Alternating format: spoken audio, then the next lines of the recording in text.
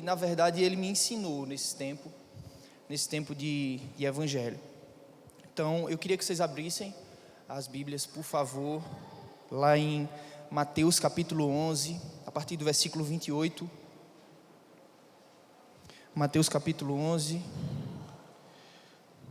a partir do versículo 28. Amém. Quem abriu? Amém. Mateus capítulo 11, versículo 28. Está todo mundo aqui? Pelo amor de Deus. Eu olhei para ali, minha filha estava dormindo, eu fiquei com medo. Eu disse, será que esse povo vai dormir também? Vamos lá? Mateus capítulo 11, a partir do versículo 28. Diz: Vinde a mim, todos que estáis cansados e sobrecarregados, e eu vos aliviarei. Tomai sobre vós o meu jugo, e aprendei de mim, que sou manso e humilde de coração, e achareis descanso para a vossa alma, porque o meu jugo é suave, e o meu fardo é leve. Amém? Vamos orar? Senhor, em nome de Jesus, nós colocamos diante do Senhor essa palavra.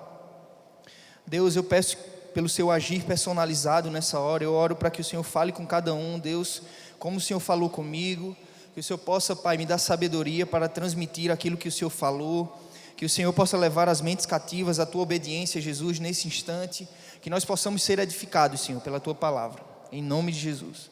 Amém? Vamos lá.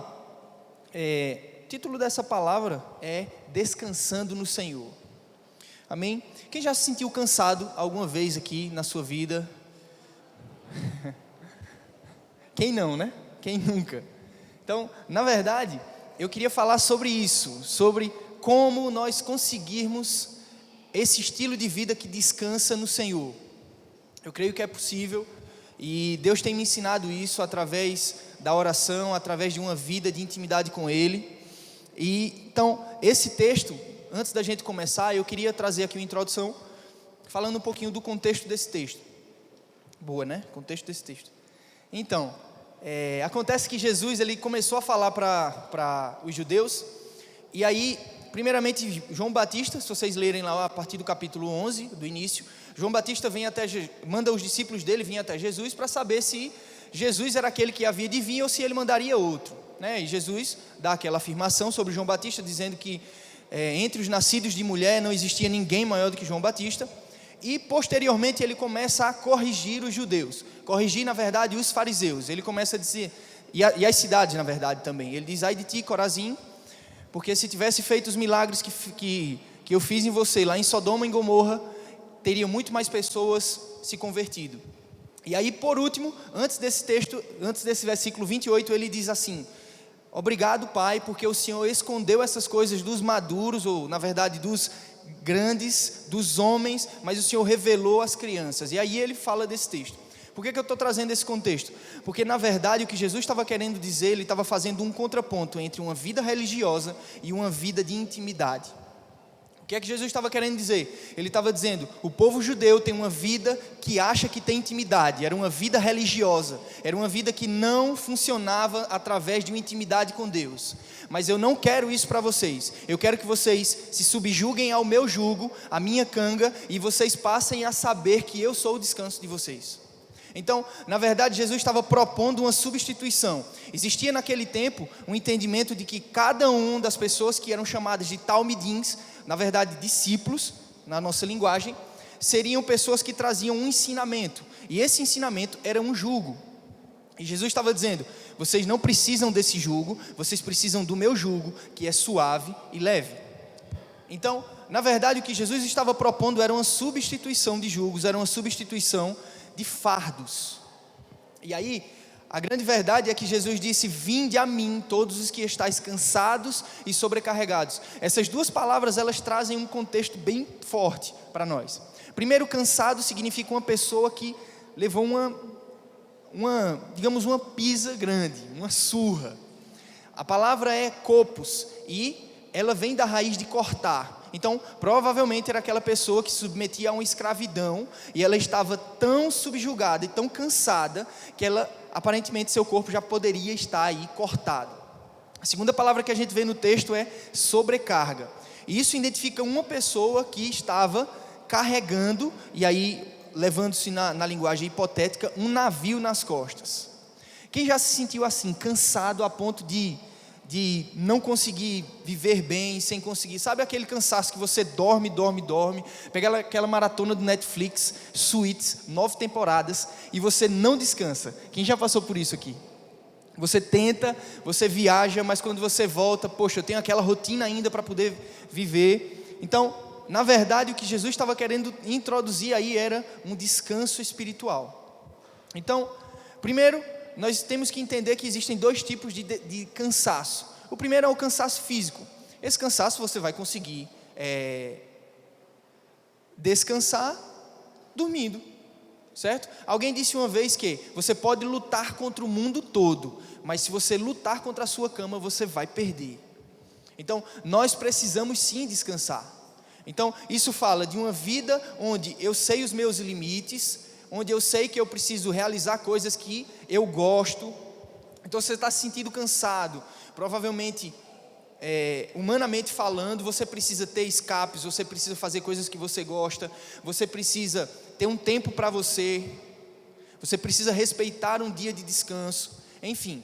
Mas na verdade o que Jesus estava falando nesse texto não era de cansaço físico, era de cansaço de alma, e esse é complicado.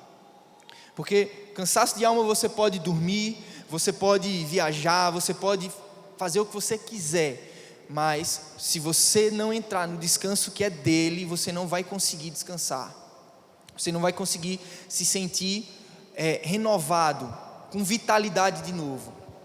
E eu passei por um tempo dessa forma, eu passei por um tempo onde eu me sentia extremamente cansado. Na última terça-feira que eu estava ministrando, eu comecei a falar um pouco sobre isso. Eu falei que a minha rotina estava tão dura, eu estava trabalhando nos Correios, estava sobrecarregado no trabalho, mas não era somente isso que estava me cansando. Chegava na segunda-feira, na verdade na sexta-feira eu estava extremamente feliz. Quando chegava no domingo à noite eu já pensava, meu Deus, eu tenho que trabalhar de novo, eu não aguento mais. Então, a grande verdade é que eu estava com cansaço de alma. A minha alma estava sobrecarregada e eu não estava conseguindo substituir, eu não estava conseguindo entregar a Jesus os meus fardos. Eu não estava conseguindo substituir ou trocar de jugo com Jesus. Então o que é que começou a acontecer? Eu comecei a não querer mais, na verdade não querer, mas eu comecei a não ter mais prazer em liderar, eu comecei a não ter mais prazer em discipular, eu comecei até não ter mais prazer de vir para os cultos. Ou seja, aquilo que eu amava, aquilo que eu me dedicava, aquilo que eu era apaixonado em fazer, cuidar de pessoas, aconselhar, liderar células, estar junto de pessoas, eu passei a não querer mais fazer isso. Começou a ser um esforço para mim estar fazendo. E por vezes eu compartilhei com o pastor Márcio no discipulado, dizendo como eu estava me sentindo. Eu me via perdido, eu me via numa situação onde eu não sabia mais quem eu era, eu vou falar sobre isso. Eu não sabia qual era o meu chamado, eu não sabia por que eu estava fazendo aquilo, eu só me sentia cansado. A sensação que eu tinha era que eu estava correndo atrás do vento. E eu estava compartilhando com os meninos lá na célula que nessa época tinha uma música de Heloísa Rosa que eu escutava muito. E o nome da música é Vaidade. Ela diz que busco da vida tantas coisas que eu nem sei por que razão, para no final eu perceber que eu corria atrás do vento. E na verdade eu sentia isso mesmo. Eu sentia que tudo que eu estava fazendo não estava trazendo retorno. Aquilo não me dava mais satisfação. Eu não tinha mais o desejo de servir, e aquilo me trazia uma satisfação como eu tinha no começo. E aquilo começou a me subjugar de um jeito. Eu comecei a ficar estressado. Era do tipo de alguém dizer bom dia, eu disse bom dia por quê? Assim, eu estava num grau assim de estresse absurdo. E eu dormia, mas nem consegui dormir direito eu conseguia. Eu dormia, mas quando eu acordava no outro dia parecia que eu não tinha dormido. E eu poderia dormir várias horas. Então, a verdade é que o que eu estava com problema era na minha alma. E aí foi quando Deus começou a falar comigo sobre esse texto. Ele começou a falar comigo sobre o descanso dele. E aí, a grande verdade é que, se você está se sentindo dessa forma, o motivo é porque você não está respeitando a lei do sábado. Isso, provavelmente, por várias raízes que eu vou falar durante a palavra mais, que podem também ser outras, mas na verdade, se você não está conseguindo viver uma vida de plenitude, uma vida de descanso em Deus, você está sim, deliberadamente quebrando a lei do sábado. E na verdade, a lei do sábado não pode ser quebrada. Você já conseguiu alguma vez quebrar a lei da gravidade?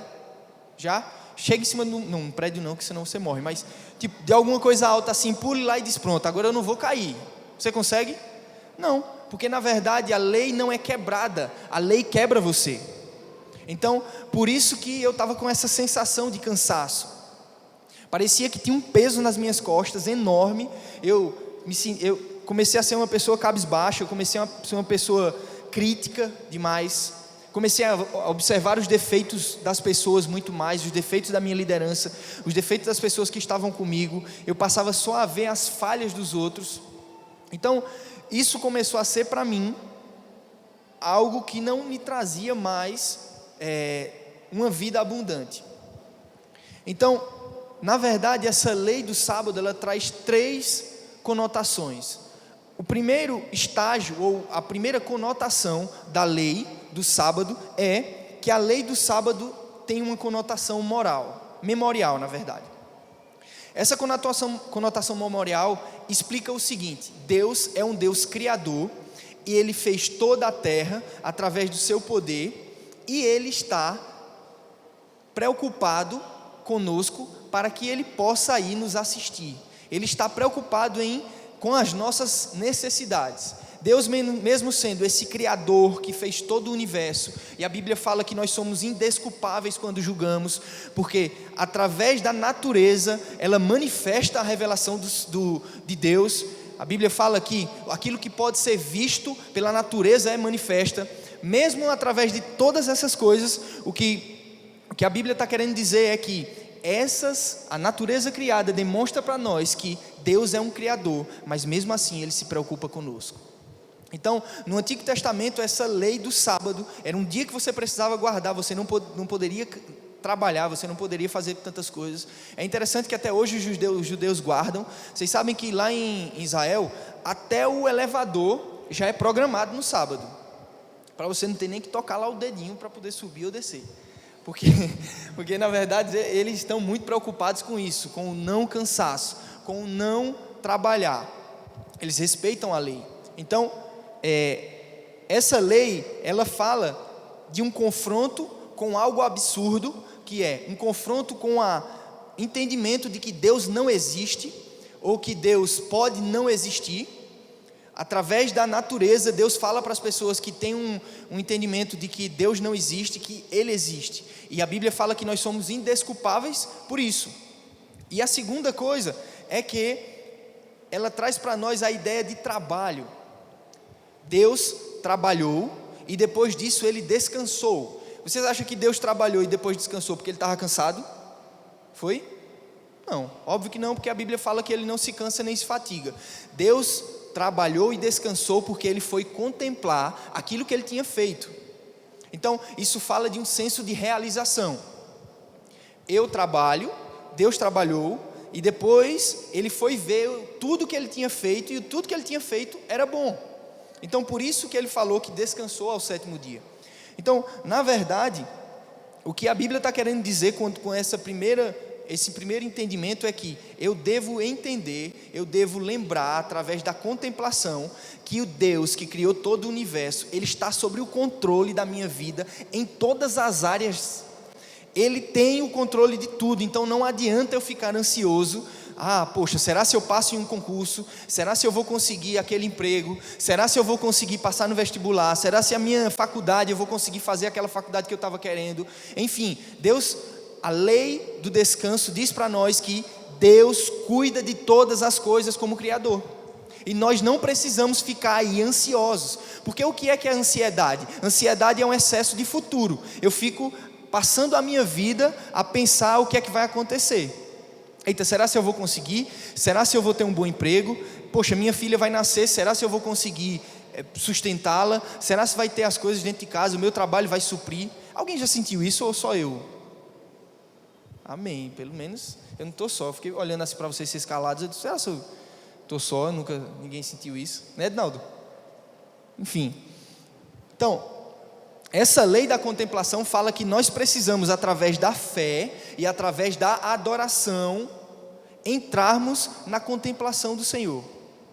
Poxa, tudo isso que Deus fez. Alguém já ficou assim, sabe aqueles pôr do sol bem bonitos? Alguém já ficou contemplando aquilo? Isso é uma das maneiras de você adorar a Deus também. Então, nesse momento que você passa a ver que, e é interessante que tem uma teoria, a teoria do relojoeiro cego. Tem um relógio muito difícil de ser fabricado, se eu não me engano é o relógio austríaco, acho que é esse. Muito difícil de ser fabricado, ele tem detalhes minuciosos, e teve um grande teólogo que disse: você quer me dizer que o mundo foi criado do nada?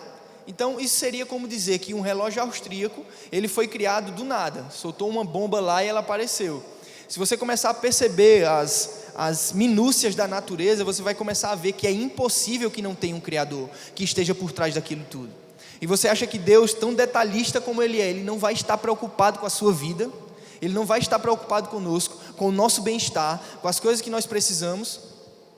Jesus, na verdade, corrigiu isso na vida do povo. Ele disse: vê o lírio do campo, veja os passarinhos, eles não cegam, eles não colhem, mas Deus prepara o mantimento. E Ele compara-nos aos gentios. Ele disse: vocês não podem viver assim, porque quem vive dessa forma são gentios.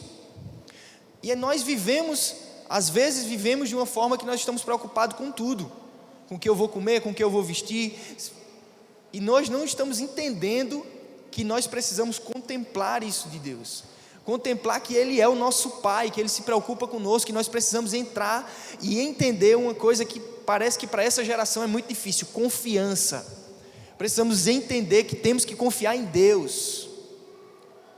Nós temos que ter esse coração que confia nele. Amém? Então, esse é o primeiro estágio, essa é a primeira conotação. A segunda conotação é essa conotação cerimonial. E aí indica para nós que nós teríamos, no Antigo Testamento era feito lá, através de um sumo sacerdote. Ele entrava uma vez por ano no Santo dos Santos, e tinha aqueles sacrifícios de bodes e bois e vacas, enfim, todas essas coisas apontando, era um sinal para a vinda de Jesus. Então essa cerimônia apontava para um procedimento ou um processo de santificação. Quem aqui já quis se santificar a todo custo, pela obra do braço mesmo? Quem já assim quis dar tudo? Então, essa segunda conotação fala disso. Ela fala que a santificação, ela não vem por suor humano, ela vem através de um processo de rendição a Deus. Eu me rendo através da humildade. Eu digo assim: Deus, eu não tenho condição por mim mesmo de me mudar, eu não tenho condição de transformar a minha vida por mim mesmo, e por isso, através do Senhor e através da entrega, é que eu me coloco à sua disposição para que o Senhor mesmo faça a obra em mim. Não é através e não é por uma obra humana que eu consigo ser santificado. Isso é uma obra de Deus. Isso é uma obra que Deus faz na nossa vida. Esse é o segundo ponto. Então, o entendimento que se tem é que santificação sem Deus é orgulho, é uma vida ufanada, é uma vida onde a gente acha que nós vamos fazer tudo. E isso é uma coisa que para mim batia muito, porque eu tinha essa percepção. Uma vez eu fui para o meu devocional, meu tempo a sós com Deus, e aí Deus no meu devocional me disse assim: você acha que você ter crescido espiritualmente é porque você vem para o devocional?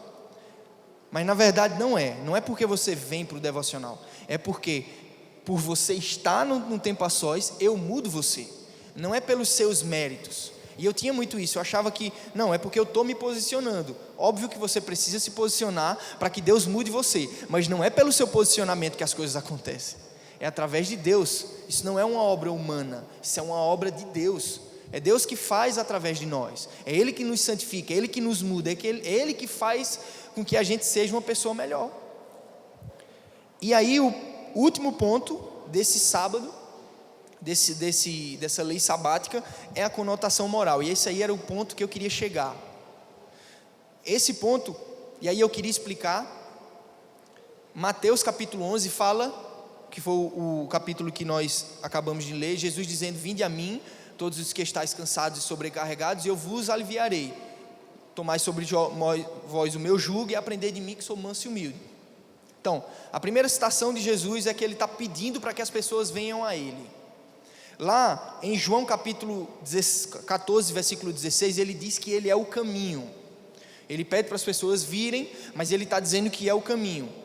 Lá em Jeremias 6,16, ele diz que há um bom caminho, que ele quer que as pessoas andem por ele. Depois vocês podem ler, eu vou citar para a gente ganhar tempo. Então, Jeremias 6,16, ele diz que há um bom caminho, mas as pessoas se desviaram deles e por isso não descansaram. Então, Jesus é esse bom caminho, ele está nos chamando para ir. E por fim, Isaías 30, 21, ele diz que esse é o caminho. A Bíblia fala que você vai ouvir por detrás de você uma voz que diz: esse é o caminho, andai nele. Mais uma referência a Jesus como caminho. E por último, Isaías 28, 11, que fala que por meio de lábios trôpegos e língua gaguejante, ele vai trazer descanso para a nossa alma. Então, tudo isso tem relação com uma coisa: Jesus é o nosso sábado, Jesus é o nosso descanso. Então, Jesus veio e cumpriu o sábado. A lei do sábado é uma pessoa. Por isso que Jesus estava dizendo: vinde a mim e eu vos aliviarei. Então não há condição de você viver uma vida, ou na verdade um estilo de vida, que não seja a partir do estilo de vida de Jesus, que é um estilo de vida de descanso. Vocês sabem por que Jesus conseguia fazer milagres no sábado? Porque Jesus era o próprio descanso. Então ele trabalhava descansando. Então não havia possibilidade dele estar deixando ou trabalhando, porque ele era o próprio descanso. Ele é o cumprimento. Então nós não temos mais a necessidade de uma cerimônia, de um ritual, de um sinal para dizer que nós temos que cumprir algo. Agora nós necessitamos viver uma vida onde andamos no descanso que é Jesus. Por isso que Jesus estava dizendo: vinde a mim, venham a mim, eu sou o descanso. A Bíblia fala lá em Hebreus que havia ainda um descanso. É interessante que há um paralelo entre a terra prometida e Jesus. A terra prometida faz um paralelo com Jesus. Por quê? Hebreus 3:8 diz que havia ainda um descanso. Ou seja, se as pessoas do Antigo Testamento já tivessem entrado no descanso antes, não necessitaria que a Bíblia estivesse dizendo novamente que haveria outro descanso. Então, a verdade é que o que a Bíblia estava querendo dizer é que o novo descanso, a tipologia da terra prometida aponta para Jesus. A entrada nesse descanso, nessa terra que mana leite e mel, é a entrada em Jesus. Então, a partir do momento que eu entendo que a minha vida precisa ser através de um relacionamento, e na verdade de um estilo de vida, onde eu descanso através da intimidade com Jesus, eu passo a viver de uma maneira correta, sem cansaço, sem sobrecarga. Veja bem, a Bíblia fala que Jesus estava dizendo: vinde a mim, todos os que estáis cansados e sobrecarregados, e eu vos aliviarei. Tomai sobre vós o meu jugo. O que a Bíblia estava querendo dizer, vocês sabem o que é canga? Sabe quando você pega dois animais, e você coloca esses dois animais para andarem juntos? Então é aquela canga que liga os dois animais, um a outro. Mas é impossível que você coloque uma canga em um animal que é maior do que o outro, ou de um tipo diferente. Tem que ser o mesmo tipo. Então o que Jesus estava dizendo é: vocês precisam vir a mim, trocar o jugo de vocês pelo meu jugo e ficar com a mesma canga. Vocês precisam viver da mesma maneira que eu vivo, através de um relacionamento de descanso. Amém?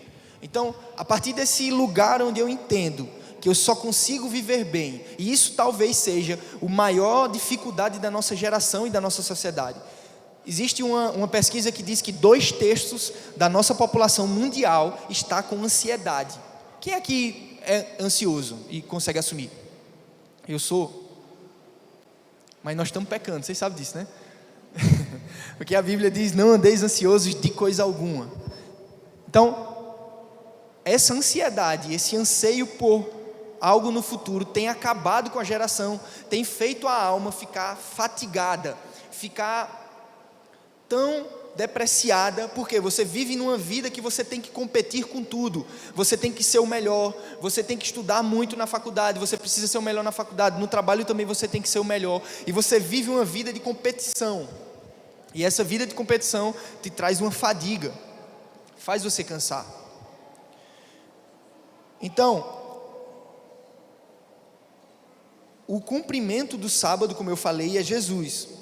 Então, você viver no descanso é a capacidade que você tem de viver uma vida sem sobrecarga, viver uma vida sem estar carregando peso, sem estar carregando peso de outra pessoa, sem alguém lhe dizer alguma coisa e você se preocupar com aquilo que o outro disse, mas mesmo assim você não está carregando a outra pessoa nas costas. Sabe uma coisa que eu tinha muita dificuldade?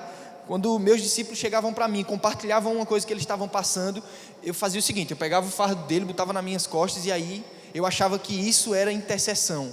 Tem nada a ver. Tem nada a ver. Você não pode estar carregando o fardo dos outros. Na verdade, você precisa trocar o seu fardo com Jesus. Você não pode, você tem que carregar o seu fardo, não sobrecarga. O que você deve fazer por alguém que vem para você aconselhar e falando para líderes, você precisa escutar o que aquela pessoa tem a dizer, orar com ela, mas não carregar o problema dela. Não é nosso problema. Você precisa entregar para Jesus. Ou você acha que você é melhor do que Jesus? Que você consegue resolver o problema dos outros? Então Jesus é a expressão máxima do descanso. E aí, é interessante que existem algumas causas desse cansaço. E aí eu queria aconselhar vocês, você está cansado, você está se sentindo dessa forma, você precisa fazer uma pergunta para você mesmo: o que é que mais me preocupa? O que é que está tirando meu sono? Você precisa ir até o Senhor, orar e perguntar: Senhor, qual é a raiz disso tudo? Existem várias coisas que podem estar ocasionando isso. A primeira que eu posso falar e citar, e eu quero dizer aqui que eu não quero ser restritivo, tem várias outras raízes, mas eu quero citar algumas que a meu ver parecem ser as mais recorrentes.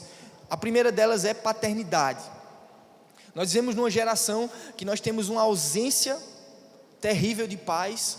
Nós estamos num programa lá nos Correios de realização de CPFs. Todas as pessoas da cidade que são alunos, que não têm CPF, só vão poder fazer a matrícula se tiverem CPF. Então, está todo mundo indo para lá para fazer esse CPF, esse novo cadastramento.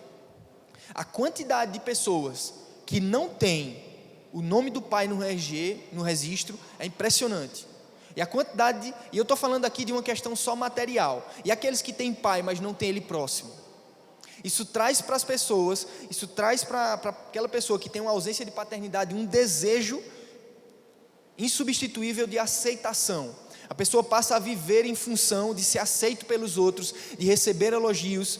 Aquela pessoa, quando alguém chega para ela e diz assim: rapaz, você é muito inteligente, ele abre um sorrisão, parece que aquilo ali fundamentou a vida dele, mas daqui a 2 dias ele está de novo achando que é uma desgraça. Então, a pessoa vive em função de um elogio, vive em função do que os outros falam, vive a vida para fazer as coisas para que os outros vejam e aí seja aceito. E eu já fiz isso muito. Vive também uma pessoa que tem um problema com paternidade, ela vive insegura. Ela não sabe quem é, ela não sabe para onde vai, porque o pai tem uma função primordial que é proteção, é destino, segurança. Então apontar o destino é função paterna. Quando você tem uma ausência de pai, você passa a não saber o que é que você deve fazer. Alguém aqui já se perguntou qual é a sua vocação? Quem é que sabe aqui qual é a sua vocação específica? Amém? Geralmente é menos do que 10%, aqui está 30% pelo menos. Mas a grande verdade é que 70% das pessoas, elas não sabem a sua vocação. E em segundo lugar, dentro desses 70%, 1% só está vivendo a sua vocação. Que é pior ainda, né? Pior é você saber e não estar realizando. O segundo ponto é essa necessidade, na verdade, de não entender qual é o meu chamado. Você sabe qual é o seu chamado específico? Sem essa história, não, eu tenho que ir pelo mundo e pregar o evangelho. Eu sei, todo mundo tem que fazer isso. Eu estou falando do seu chamado específico. Porque eu sei que tudo vai convergir para a nossa grande comissão. Todos os chamados específicos, todos os dons inatos que Deus colocou dentro de você vão convergir para o propósito maior, que é a grande comissão e a volta de Jesus. Mas o que você foi chamado especificamente para fazer na área profissional, na área intelectual e na área ministerial? Em segundo lugar, você está fazendo aquilo que você foi chamado, e você só vai conseguir saber através de um relacionamento com Deus. Não são nos livros de coach. Mesmo que eu goste de ler algumas coisas sobre coach e estudos, mas você não vai conseguir saber através disso, você vai conseguir saber através de um relacionamento com Deus. Quem você é, quais são os dons que você tem e o que desempenhar. A terceira coisa é a perda da identidade. Quem aqui sabe quem é, especificamente? Você tem aquela convicção interna, eu sei quem eu sou. Eu sei quem eu sou. Eu não sabia. Acho que dois anos atrás, se me fizesse essa pergunta, eu entrava em parafuso. Não sei quem sou e nem sei para onde vou. Meu Deus, pronto, acabou tudo. Só tá uma bomba e pronto. Uma bomba vai acabar com tudo. Eu não sabia quem eu era, eu não sabia para onde eu deveria ir. Isso é uma das maiores crises existenciais e da existência e da objetividade. Você vê e conversa com uma pessoa que está em depressão, pergunte para ela quem ela é, para ver se ela vai lhe responder. Ela não sabe. Ela não sabe quem é e não sabe qual é o destino dela, por isso que ela está tirando a vida. Então, tem gente que está morrendo porque não sabe pelo que viver. E nós não podemos viver dessa forma, até porque se nós passarmos a viver dessa forma, sem saber quem somos, sem saber para onde vamos, a gente vai cansar. Porque a sua alma vai fadigar, você vai começar a fazer coisas que você não deveria fazer. Sabe o que é isso? Você pega uma aquelas facas de mesa, e aí você começa a dizer, não, mas uma faquinha de mesa dá sim para desparafusar isso aqui. Aí você começa a fazer aquilo, você desparafusa. Vai acontecer duas coisas, vai comer a faca e vai comer a cabeça do parafuso. Porque a faca não foi feita para desparafusar. Então, se você começar a fazer uma coisa que você não foi feito para fazer, você vai ser desgastado, você vai passar a ter uma sobrecarga na sua vida, e aí você não vai aguentar, você vai estourar. Entende? E a última coisa que são uma das causas que eu consigo identificar é a falta de perdão. Tem gente que tem uma dificuldade crônica de perdoar. Tem gente que não consegue perdoar. E isso é muito, muito difícil. Vocês sabem que existem doenças psicossomáticas que atestam, ou seja, psico porque é da mente e aí está gerando no corpo. Mas o que é que isso quer dizer? Existem estudos científicos que dizem que alguns cânceres, eles são causados pela falta de perdão. E assim, eu não tenho certeza, mas eu conheci uma pessoa há uns 5 anos atrás, que nós fomos na casa dela, era perto do São João. E aí esse cara era um cara forte, assim feito Hernandes, bem forte. E aí a gente conversando com ele lá na casa dele, falando de Jesus para ele, e aí ele começou a falar, na conversa mesmo, ele começou a falar de pessoas que ele tinha raiva. E eu achei aquilo muito estranho.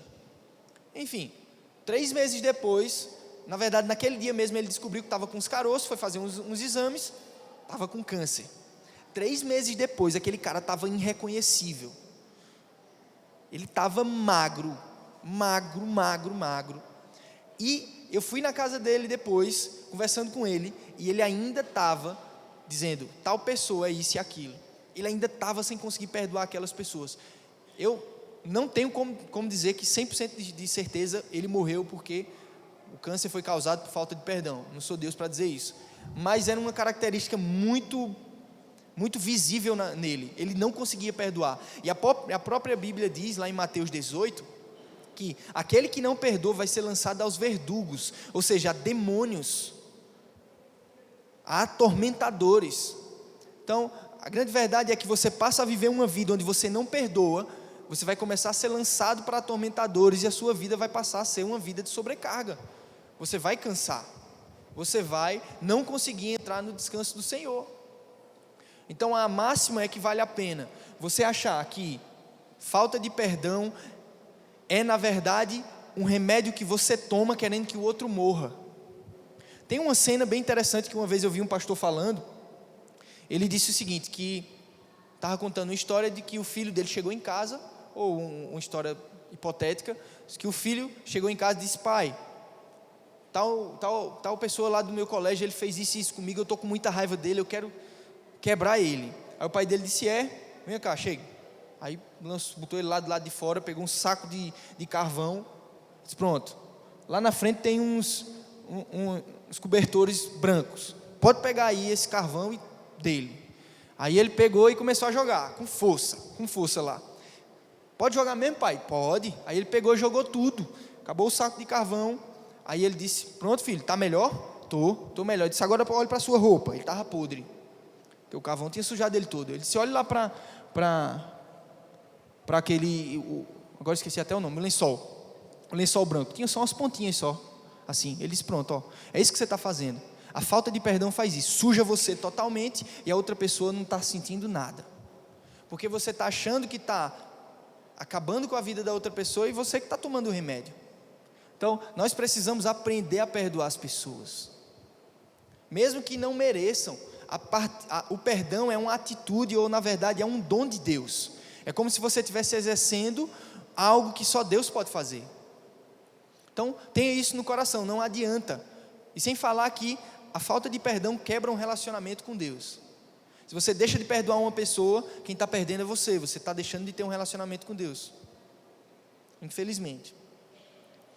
E aí eu queria ler com vocês um texto que fala muito sobre isso, sobre como nós podemos viver uma vida onde a gente descansa no Senhor. Abram aí em Filipenses 4, já estou encerrando já, Filipenses capítulo 4,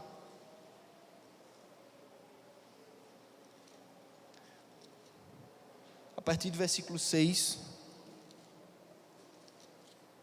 a partir do versículo 6,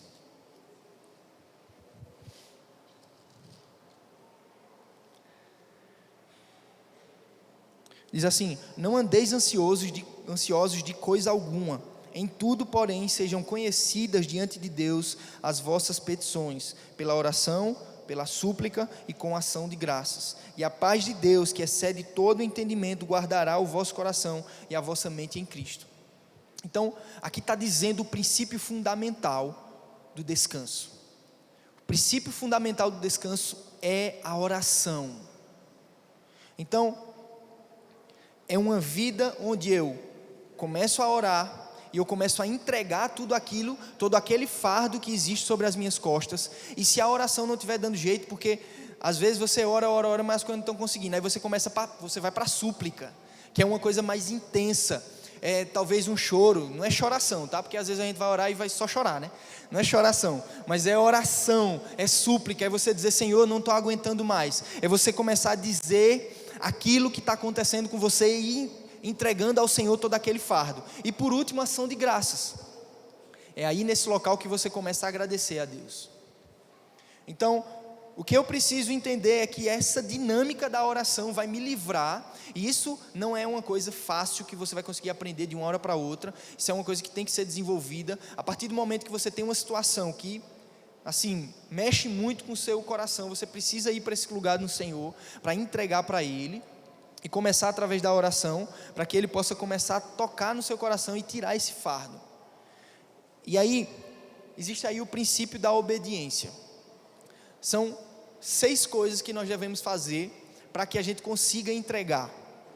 Então, entrar no descanso. A primeira coisa é entregar o fardo. Você precisa entregar esse fardo para Deus. E aí você vai perguntar: o que é que está mais me incomodando? O que é que eu não consigo entregar para o Senhor? Qual é aquela situação, aquela coisa, aquela pessoa, aquilo que tira o meu sono, que eu não consigo viver bem? E aí você vai ter que, por fé, entregar ao Senhor. Deus, tome, é isso aqui que está me tirando meu sossego, me deixando cansado. Claro que você vai ter que perguntar ao Senhor o que é especificamente. E aí você vai compartilhar a bagagem que tem nas suas costas com Jesus. Dizer: Senhor, eu não estou aguentando mais essa circunstância, eu não estou aguentando mais essa situação, eu não quero viver uma vida onde eu vivo sobrecarregado, eu quero viver uma vida onde eu descanso no Senhor, onde eu tenho a vitalidade para poder viver bem. A segunda coisa é a espera. Alguém disse que esperar sem descansar é não esperar. Se eu não entendo que esperar precisa estar intimamente ligado com o descanso em Deus, eu não vou conseguir esperar, porque eu espero de maneira ansiosa. Eu dizia: Senhor, eu estou esperando no Senhor, eu estou esperando, mas você está aqui esperando. Eu não conseguia entender aquele versículo que dizia assim: aqueles que esperam no Senhor renovam suas forças. Eu disse: eu não aguentava não, que história de renovar a minha força? Eu estou aqui acabado, toda vez que eu mais espero, mais eu não aguento. Como é que é isso? É porque na verdade eu estava esperando sem descansar. Nós precisamos esperar, mas descansando, entendendo, não, se não veio, é porque o meu Senhor tem o melhor para mim. A Bíblia fala que, no final do versículo mesmo, lá em Jeremias, ele diz que: eu bem sei o pensamento que penso de vós, pensamento de paz e não de mal, para vos dar o fim que espereis. Veja, às vezes a gente nem sabe o que quer, a gente está esperando por uma coisa que a gente acha que é joia para a gente, mas não é boa. Aí quando Deus dá para você, você começa a dizer: poxa, isso aqui é muito melhor do que aquilo lá que eu estava querendo. Então, é isso que Jeremias está querendo dizer, o fim que espereis. Às vezes o fim que você está esperando, você nem sabe que é bom, e aí Deus está querendo trazer para você algo melhor. Então, através dessa espera, eu entro num descanso, eu entro nesse local onde eu confio em Deus totalmente, para dizer: Senhor, o Senhor tem o prumo da minha vida, não existe nada que possa de alguma maneira tirar a minha vida do seu controle.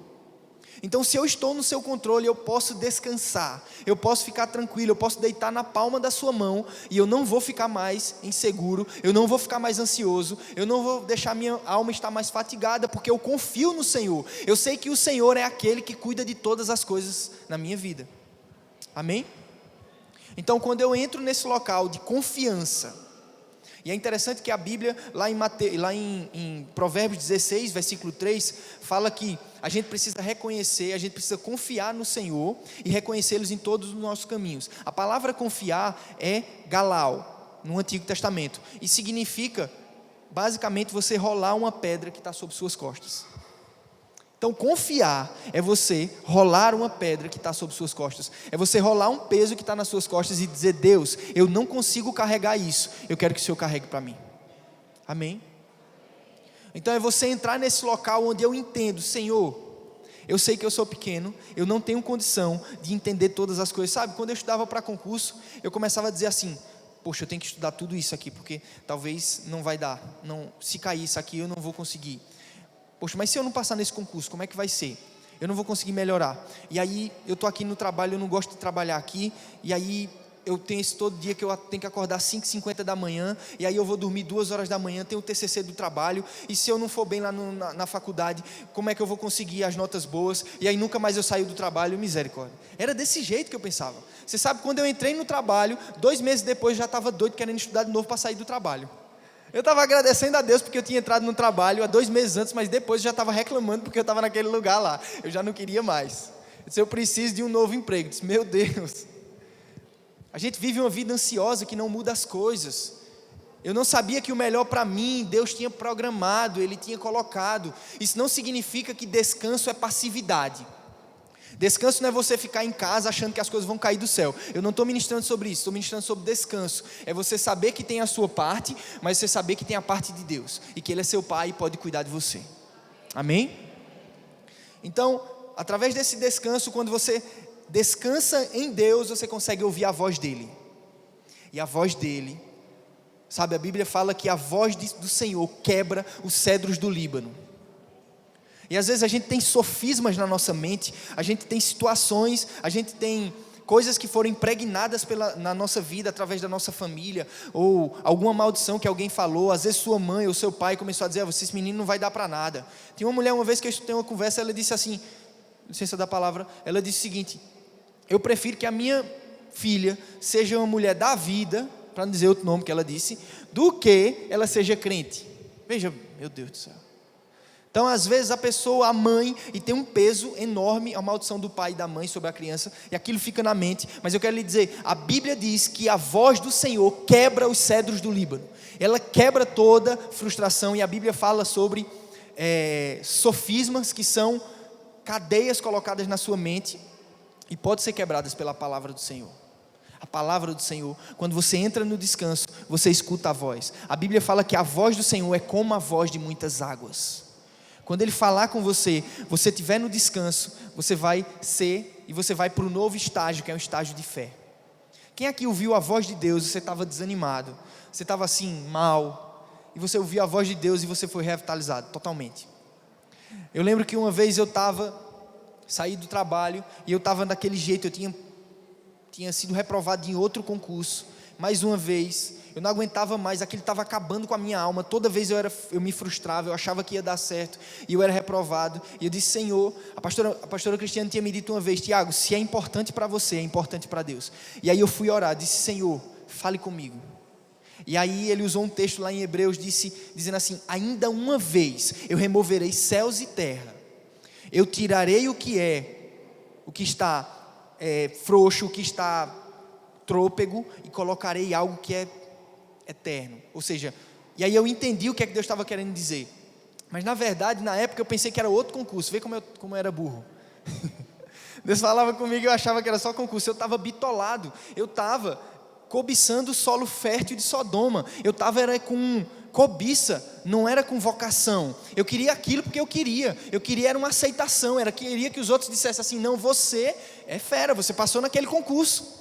E eu não entendia isso. E na verdade Deus não estava querendo me dizer isso. Filho, eu tenho algo melhor para você. Eu não preciso que você passe num concurso para que alguém diga a você que você é fera. Eu não preciso disso. Eu preciso que Ele me aceite. Eu não preciso que os outros me aceitem. Eu preciso que o meu Senhor me aceite. Eu preciso que Ele olhe lá para mim e diga, você já imaginou quando Jesus disse com João Batista, poxa, não era outra pessoa que estava falando, era Jesus falando para João Batista, não existe ninguém dentre os nascidos de mulher maior do que esse cara. Poxa, você recebeu um elogio desse? Você tem que estar buscando esse elogio, não é o elogio dos homens.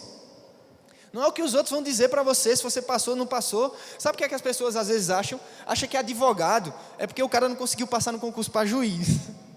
Aí diz, não, ele não conseguiu passar para juiz, o promotor, então ele é advogado.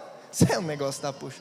É interessante, uma vez eu estava lá no fórum em Ati, aí um amigo meu estava fazendo, que ele trabalha no fórum, ele estava fazendo o RPV para poder pagar um advogado. Aí ele disse assim, olha, quanto o advogado comeu? Eu disse, é um negócio, né? O advogado come o dinheiro do cliente, mas o juiz recebe. Não é bom? Então assim, a grande verdade é que eu não estou fazendo algo porque alguém me disse para fazer, eu estou fazendo algo porque Deus me mandou fazer. Você tem que viver nisso, você vive na sua vocação. Porque se você não viver na sua vocação, você não vai viver realizado. Você nunca vai poder fazer como Jesus fez. Na verdade, Deus fez. Ele fez as obras e no último dia Ele descansou das obras. Ele contemplou a obra. Você sabe aquele senso de realização, depois que você faz um serviço que você ama fazer, e no final você diz assim, poxa, foi muito bom ter feito. Sabe aquilo que você ama fazer, e quando você termina de fazer, você não está cansado, você está agradecendo a Deus? É isso? Isso é vocação. Você deve fazer aquilo que Deus trouxe para você, não é o que os outros dizem para você. Amém? E por último, você entra nos milagres de Deus. A partir do momento que você escuta a voz de Deus, isso gera fé no seu coração e você entra no milagre. Você entra no local de milagre. E Deus é um Deus que Ele gosta de fazer promessas. Ele gosta de fazer promessas. Porque, sabe, a Bíblia fala que Deus não tinha outra coisa para poder jurar, Ele se interpôs como juramento. A Bíblia fala que Deus não pode mentir. A Bíblia fala ainda que é impossível que Deus minta. Deus, quando Ele promete alguma coisa, Ele cumpre, mas você precisa esperar nele, você precisa aprender a descansar, é um estilo de vida, é onde você, Senhor, eu não estou conseguindo te entregar, eu não estou conseguindo trocar o fardo com o Senhor, me ajuda a trocar o fardo, é todo dia, é intimidade com Ele, é respeitar, é não quebrar o sábado, é não quebrar o relacionamento com Deus. Isso vai te trazer a um lugar de realização. E por fim, eu queria que você ficasse de pé, para parecer que está acabando. Eu sempre quis dizer isso, eu escutava o pregador falando, eu queria dizer isso também, mas fique de pé, está acabando mesmo. Eu queria que você abrisse lá no Salmo 23, eu não sei se você já tinha percebido, se você já tinha lido esse Salmo, ler você já leu, né? Eu julgo isso. Mas o que eu queria dizer é que se você já tinha percebido que esse Salmo fala sobre descanso, que esse Salmo fala sobre um entendimento que sobre o descanso de Deus eu consigo viver de uma maneira correta, uma maneira sem sobrecargas. Veja o que a Bíblia fala, Salmo 23, o Senhor é o meu pastor, nada me faltará. Às vezes a gente acha que o entendimento correto desse salmo é que Deus é o meu pastor e eu não posso ter falta de nada. Não é isso que ele está querendo dizer, se o Senhor é o meu pastor, eu não tenho falta de nada, porque Ele me completa, Ele é meu tudo, Ele é aquele que sacia as minhas necessidades completamente, Ele é aquele que se preocupa comigo nos mínimos detalhes. Ei, Deus se preocupa com você nos mínimos detalhes. Talvez você passou a não acreditar mais nisso, mas Deus está lhe chamando para um lugar de descanso, onde você confia nele, onde você entende, eu posso não saber. Lutero disse o seguinte, eu não sei os caminhos do meu Senhor, mas uma coisa eu sei, eu conheço o meu Senhor.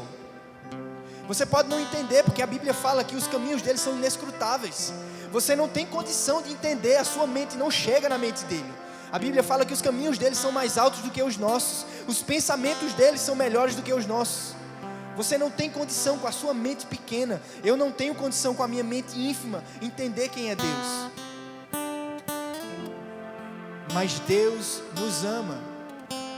E aí ele diz, Ele me faz repousar em pastos verdejantes, leva-me para junto das águas de descanso, refrigera a minha alma, guia-me pelas veredas por amor do seu nome.